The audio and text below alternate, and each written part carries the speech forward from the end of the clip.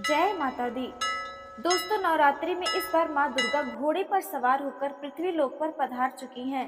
शास्त्रों में वर्णित है और मान्यताओं के अनुसार अगर चैत्र नवरात्रि पर यदि माता रानी का आगमन उनके वाहन सिंह पर नहीं बल्कि घोड़े पर होगा तो मान्यता है कि माता दुर्गा का घोड़े पर सवार होकर आना बहुत ही शुभ और कल्याणकारी माना जाता है। जीवन सुखमय हो जाता है। भक्ति का भरपूर लाभ उनके भक्त जनों को मिलता है। दोस्तों, इस बार नवरात्रि पूरे 9 दिनों तक चलेगी। ना एक दिन कम, ना एक भी दिन ज्यादा, पूरे 9 दिनों तक चलेगी। माता रानी की पूजा, माँ शेरावाली की विशेष रूप से पूजा आराधना की जाएगी। चैत्र नवरात्रि का महापर्व इस बार 2024 में 9 अप्रैल दिन मंगलवार से शुरू होकर 17 अप्रैल दिन रविवार को समाप्त होंगे। तो आइए जानते हैं नवरात्रि में कौन कौन से सब्जी नहीं खानी चाहिए और कौन कौन से सब्जी खानी चाहिए और कौन सा फल खाने से व्रत टूट जाता है। तो आइए जानते हैं नवरात्रि में क्या खाएं और क्या नहीं खाएं और क्या पीना चाहिए और कौन सा फल खाना विशेष और शुभकारी माना गया है। आज हम आपको विस्तार से बताएंगे। लेकिन आगे बढ़ने से पहले कमेंट बॉक्स में अपनी राशि जरूर डाल दीजिए। यदि हमारे पास आपकी राशि के अनुसार कोई उपाय होगा तो वह आकर हम आपकी कमेंट की रिप्लाई में बता देंगे, ताकि आपको राशि के अनुसार फल प्राप्त हो। राशि के अनुसार किया गया कार्य बहुत ही शुभ माना जाता है। मैया वैष्णो रानी बहुत प्रसन्न होती हैं। कमेंट में लिखे, माता रानी आपका स्वागत है हमारे घर में, जय माता रानी। एक लाइक जरूर करें। दोस्तों, शास्त्रों के अनुसार बताए गए व्रत चाहे किसी भी प्रकार की क्यों ना हो, उनसे जुड़े नियम का पालन करना अति आवश्यक माना जाता है, क्योंकि जो मन के मुताबिक किया जाए वह संघर्ष नहीं कहलाता। कहा जाता है कि मनोकामना को पूर्ण करने के लिए थोड़ा सा संघर्ष यानी कि तपस्या तो करनी ही पड़ती है। इसलिए ऐसी मान्यता है कि व्रत को पूर्ण विधि विधान से किया जाना चाहिए, तब आपको व्रत का लाभ फल प्राप्त होता है। आपके सभी मनोकामनाएं शीघ्र मैया रानी पूर्ण करती हैं। ऐसे व्यक्ति को मरने के बाद माता रानी के चरणों में स्थान मिलता है। वह सदैव माँ की सेवा करता है और ऐसा भक्त स्वर्गलोक में जाता है। इसलिए ज्योतिष शास्त्र यही कहता है कि सच्चे दिल से अगर आपके मन में ईश्वर के प्रति श्रद्धा है तो बिना पूजा पाठ के ही सारा फल मिल जाता है। और अगर मन में ईश्वर के प्रति शंका हो तो उस मनुष्य को कई जन्मों तक सुख नहीं मिलता, वह नरक में ही भटकता रहता है। भगवत गीता में भगवान श्री कृष्ण ने स्वयं कहा था, जो मनुष्य सच्चे हृदय से ईश्वर को पुकारता है उसका नाता उस शक्ति से जुड़ जाता है जिसे अपने सच्चे हृदय से पुकारा था। इसलिए भगवान भी कहते हैं कि सच्चे हृदय से ईश्वर को पुकारो तो वह आपकी हर मनोकामनाएं को पूर्ण करते हैं। दोस्तों, कई लोग ऐसे हैं जो भगवान के सामने घंटों पूजा पाठ करते हैं तथा रोते हैं, फिर भी भगवान उनकी कभी नहीं सुनता। दरअसल बात यह है, जब आप सच्चे मन से ईश्वर को पुकारते ही नहीं तो भला वह आपकी पुकार कैसे सुनेंगे। दोस्तों, तो ये थी वह बातें जो भक्त और भगवान के बीच की हैं। अब हम जानते हैं नवरात्रि के दौरान क्या नहीं खाना चाहिए और क्या नहीं पीना चाहिए और कौन सा फल खाने से व्रत संपूर्ण और सफल हो जाता है। दोस्तों, वीडियो में आगे बढ़े उससे पहले माता रानी से प्रार्थना है, जो भी इस वीडियो को लाइक करके चैनल को सब्सक्राइब करे उसके जीवन में कभी दुख दर्द मत आने देना। दोस्तों, चाहे मर जाना, कभी भूलकर भी नवरात्रि के दिनों में पानी पूरी मत खाना, क्योंकि इस दिन कभी कभी बीच में शुक्रवार पड़ जाता है और शुक्रवार को माँ संतोषी का वार कहा जाता है। माँ संतोषी खट्टी चीज खाने वाले व्यक्ति से हमेशा क्रोधित रहती है, नाराज रहती है, क्योंकि नवरात्रों में माता संतोषी जागृत अवस्था में हो जाती है। माता संतोषी की शक्ति नवरात्रों में कई करोड़ गुना बढ़ जाती है। नवरात्रों में जब शुक्रवार पड़ जाए तो इमली नहीं खाना चाहिए। माता संतोषी नाराज हो सकती हैं, आपको दंड दे सकती हैं। नींबू नहीं खाना चाहिए। वैसे तो नवरात्रि के व्रत में नींबू खा लेना चाहिए, लेकिन अगर शुक्रवार हो तो माता संतोषी के क्रोध से बचने के लिए नींबू नहीं खाना है। इस दिन नींबू का त्याग करना चाहिए। दोस्तों, पानी पूरी क्यों नहीं खाना चाहिए, क्योंकि उसमें लहसुन प्याज होता है और खट्टा भी होता है, जो व्रत को भंग कर सकता है, पाप लग सकता है। ध्यान पूर्वक अगर आप शुक्रवार को खट्टा नहीं खाते हैं तो माता संतोषी आपको धन्य धान से माला माल कर देती है, आपके घर में अपना वास बना लेती हैं। बस शुक्रवार के दिन, नवरात्रों के दिनों में इस चीज का त्याग करना चाहिए, इसका पालन करना चाहिए। नवरात्रों में लहसुन, प्याज और खट्टा नहीं खाना चाहिए। फिर चाहे आपने व्रत भी नहीं रखा है, फिर भी आपको शुक्रवार के दिन या अन्य दिनों में लहसुन, प्याज नहीं खाना चाहिए। लेकिन हाँ, पानी पूरी खा सकते हैं, लेकिन नवरात्रि समाप्त हो जाए तब। दोस्तों, नवरात्रि के दिन सेब जरूर खाना चाहिए। शास्त्रों में बताया जाता है कि भगवान के भोग में सेब आदि जरूर अर्पित किया जाता है। अगर आपका व्रत है तो आपको सेब जरूर खाना चाहिए। केला, पपीता, तरबूज और मीठे अंगूर जरूर खाना चाहिए। इन फलों से व्रतधारी को शक्ति मिलती है और व्रत संपूर्ण हो जाता है। शास्त्रों में बताया जाता है कि नवरात्र के दिनों में सीताफल जरूर खाना चाहिए। सीताफल खाने से 25 ऐसी बीमारियां हैं जो खत्म हो जाती हैं। माना जाता है कि नवरात्र के दिनों में सीताफल का घर में प्रवेश होना बड़ा ही शुभ माना गया है। सीताफल खाने से नवरात्र का व्रत सफल हो जाता है, क्योंकि इसमें माता सीता का आशीर्वाद मिला हुआ होता है। माना जाता है भगवान राम के वनवास के दौरान माता सीता ने यही फल खाया था। नवरात्रि के दौरान इसे जो भी खाता है उसे दुखों का सामना नहीं करना पड़ता। सीताफल आपको जरूर खाना चाहिए। माता सीता प्रसन्न होती हैं और आशीर्वाद देती हैं। दोस्तों, नवरात्रों में तेल की तली हुई हरी मिर्च खा सकते हैं, लेकिन कम मात्रा में खाना है। व्रत के दौरान ज्यादा तीखा नहीं खाना चाहिए। व्रत में तीखा खाने से व्रतधारी की जो पेट की आंतें होती हैं उसमें जख्म हो सकते हैं। क्योंकि इस दौरान हम व्रत का पालन करते हैं तो हमारे पेट में कुछ नहीं होता, इसलिए हल्का खाना खाना सर्वोपरि और उत्तम माना जाता है। व्रतधारी को रसीले आलू अवश्य खाना चाहिए। इससे हमारे शरीर में ऊर्जा की भरपूर जरूरत जो होती है पूरी हो जाती है। आप आलू का पानी पी सकते हैं। रसीले आलू जरूर खाना चाहिए। दोस्तों, नवरात्रों में भिंडी की सब्जी जरूर खानी चाहिए। भिंडी में कई ऐसे पोषक तत्व होते हैं जो हमारी हड्डियों को मजबूत बनाते हैं। नवरात्रों में हरा धनिया जरूर खाना चाहिए। हरा धनिया खाने से व्रतधारी को पोषक तत्व मिलते हैं। नवरात्रों में हरा धनिया अवश्य खाएं, इससे जो शुगर लेवल होगा वह कम हो जाएगा। नवरात्रों में रिफाइंड का तेल और सरसों का तेल भूलकर भी व्रत के दौरान नहीं खाना चाहिए। मूंगफली का तेल और देसी घी और गोले का तेल खाना अच्छा माना जाता है।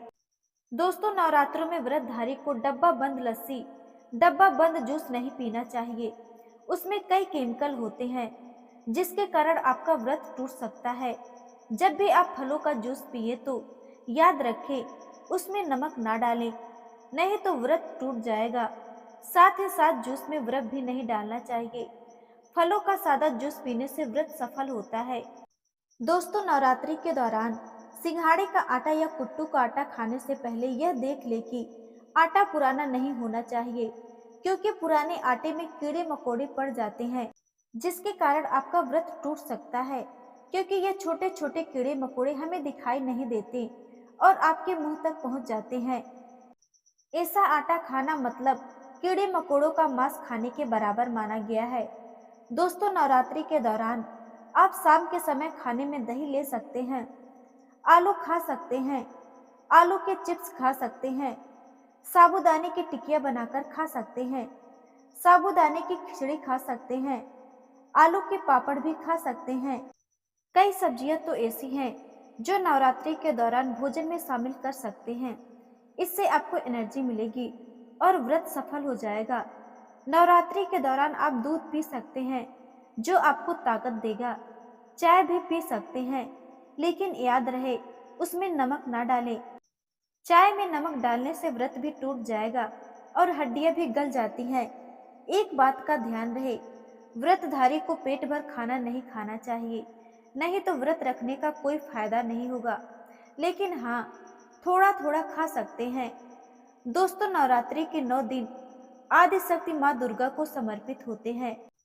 नवरात्रि के 9 दिन माता रानी के 9 अलग अलग स्वरूपों का पूजन किया जाता है।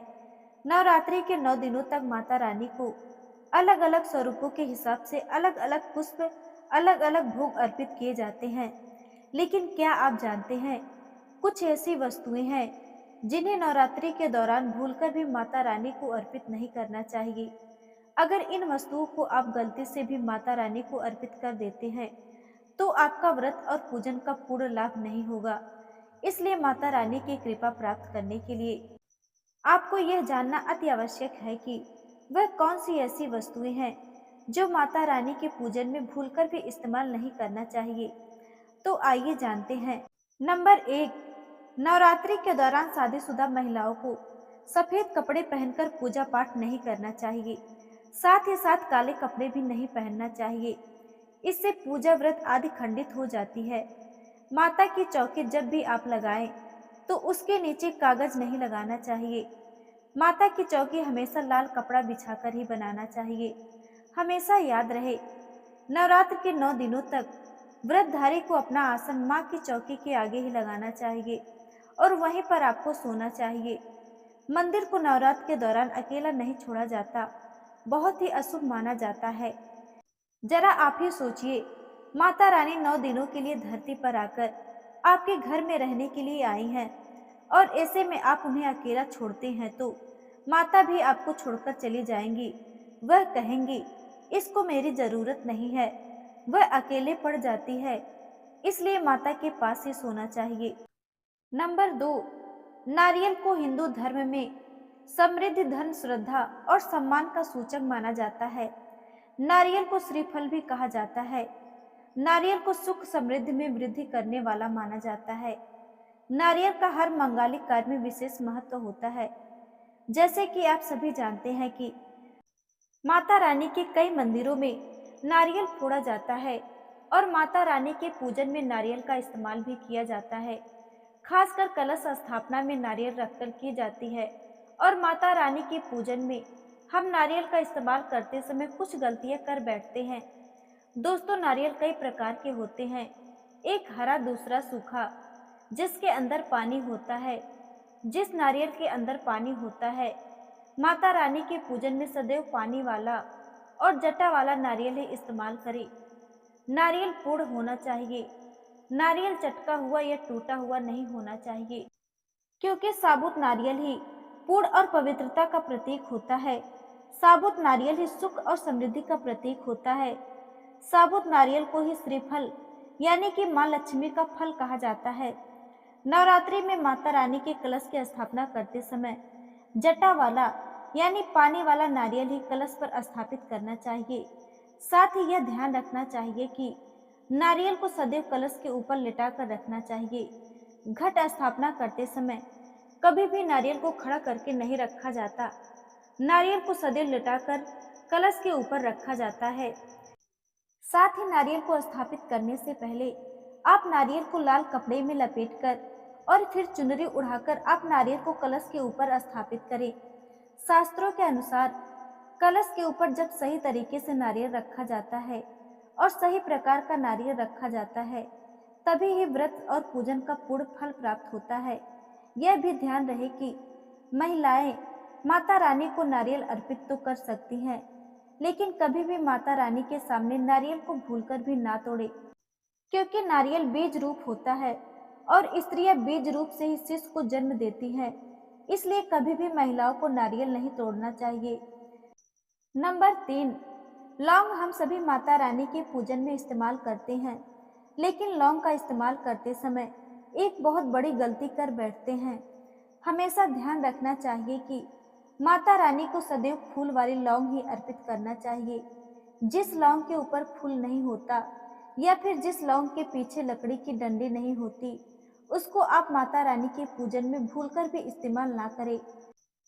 फूल वाले लौंग को ही पूर्ण माना जाता है और माता रानी के पूजन में कोई भी अपूर्ण वस्तु, कोई भी खराब वस्तु या टूटे हुए अक्षत का इस्तेमाल नहीं करना चाहिए। इसलिए सदैव माता रानी के पूजन में फूल वाले लौंग का ही इस्तेमाल करें। नंबर 4, तुलसी के पत्ते अर्पित नहीं करने चाहिए। माँ दुर्गा के पूजन में तुलसी पत्र का इस्तेमाल करना वर्जित माना जाता है। दूर्वा माता रानी को अर्पित नहीं करना चाहिए। दूर्वा भगवान श्री गणेश को अति प्रिय है। नवरात्रि में आप भगवान श्री गणेश को दूर्वा अर्पित कर सकते हैं। भगवान जी को तुलसी के पत्ते अवश्य अर्पित कर सकते हैं, लेकिन माता रानी को भूलकर भी तुलसी के पत्ते या दूर्वा अर्पित ना करें। माता रानी को सफेद फूल अर्पित ना करें। माता रानी को सदैव लाल रंग के फूल अर्पित करने चाहिए। लाल रंग के फूल माता रानी को अति प्रिय है। खासकर माता रानी को गुड़हल और कमल के फूल अति प्रिय है। शास्त्रों में बताया जाता है कि घर में माता रानी की 2 या 3 मूर्तियां या फोटो नहीं होने चाहिए। इस बात का भी विशेष ध्यान रखिए कि माता रानी के पूजन में कोई भी खंडित चीज का इस्तेमाल ना करें, जैसे कि चटका हुआ या टूटा हुआ दीपक या फिर चटका हुआ कोई बर्तन। साथ ही यह भी ध्यान रहे कि लोहे के और प्लास्टिक के बर्तन आप माता रानी के पूजन में इस्तेमाल ना करें, क्योंकि प्लास्टिक के चाइनीज बर्तन हड्डियों के पाउडर से मिलकर बनते हैं। ऐसा ना करें। ऐसे बर्तन को माता रानी के पूजन से सदैव दूर रखें। माता रानी को सूंघे हुए फूल या गिरे हुए फूल या फिर मुरझाए हुए फूल माता रानी को अर्पित ना करें। साथ ही साथ दोस्तों, व्रत रखने वाले को दाढ़ी या मूछ और बाल नहीं कटवाने चाहिए। 9 दिनों तक नाखून नहीं काटने चाहिए। अगर अखंड ज्योति जला रहे हैं तो इन दिनों घर खाली छोड़कर नहीं जाएं। साथ ही साथ खाने में प्याज, लहसुन और नॉनवेज ना खाएं। 9 दिन का व्रत रखने वाले को गंदे और बिना धुले हुए कपड़े नहीं पहनने चाहिए। साथ ही साथ व्रत रखने वाले को बेल्ट, चप्पल, जूते, बैग जैसे चमड़े वाली चीजों का इस्तेमाल नहीं करना चाहिए। साथ ही साथ फलाहार एक ही जगह पर बैठकर ग्रहण करें। नवरात्रि के 9 दिन माता दुर्गा के भक्ति करने के दिन होते हैं। माता के भक्तों को इस दौरान काले रंग के कपड़ों को पहनने से बचना चाहिए। इसके अलावा कपड़ों की सिलाई करना भी इस दौरान अशुभ माना जाता है। इस वीडियो में बस इतना ही। हम मिलेंगे किसी नई सच्ची जानकारी के साथ। अगर आप माँ दुर्गा को अपने घर बुलाना चाहते हैं तो कमेंट बॉक्स में जय माँ दुर्गा अवश्य लिखें। धन्यवाद।